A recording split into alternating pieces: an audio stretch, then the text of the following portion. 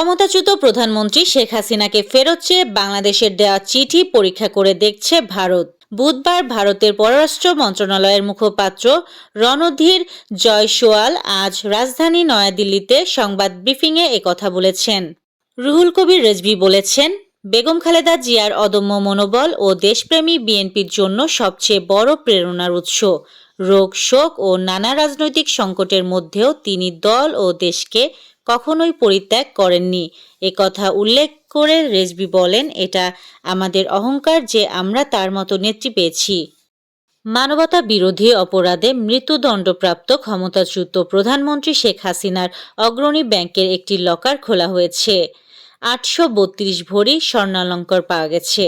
বুধবার দুদক প্রধান কার্যালয়ে এক নিয়মিত মিডিয়া ব্রিফিংয়ে দুদকের মহাপরিচালক মোহাম্মদ আক্তার হোসেন জানান, দাখিলকৃত সম্পদ বিবরণী পুনঃযাচাইয়ের অংশ হিসাবে হাসিনা ওয়াজেদের নামে থাকা দুটি ব্যাংকের 3টি লকার খুলে 9 কেজি 707 গ্রাম স্বর্ণ উদ্ধার করেছে দুর্নীতি দমন কমিশন।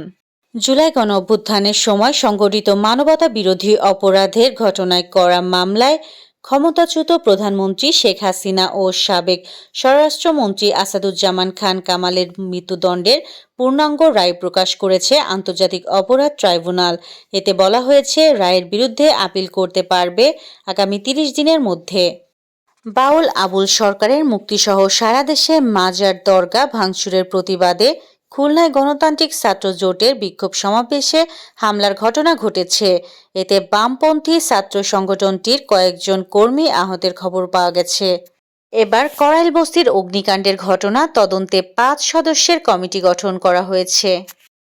সরকারি প্রাথমিক বিদ্যালয়ে সহকারী শিক্ষকদের 3 দফা দাবি আদায়ে নতুন কর্মসূচি ঘোষণা করেছে প্রাথমিক শিক্ষক দাবি বাস্তবায়ন পরিষদ। মার্কিন যুক্তরাষ্ট্রের ক্রমবর্ধমান হুমকির প্রতিবাদ জানাতে এবং প্রেসিডেন্ট নিকোলাস মাদুরোর প্রতি সমর্থন জানাতে ভেনেজুয়েলা জুড়ে হাজার হাজার মানুষ রাস্তায় নেমে এসেছে। ভারতের প্রধানমন্ত্রী নরেন্দ্র মোদি বলেছেন, তার দেশ শান্তি চায়, তবে সীমান্ত বা জাতীয় নিরাপত্তার সঙ্গে কোনো আপোষ করা হবে না। এক অনুষ্ঠানে তিনি একথা বলেন। ভারত সন্ত্রাসবাদের কাছে নতি স্বীকার করে না বলেও দাবি করেন তিনি। খবর এনডিটিভির।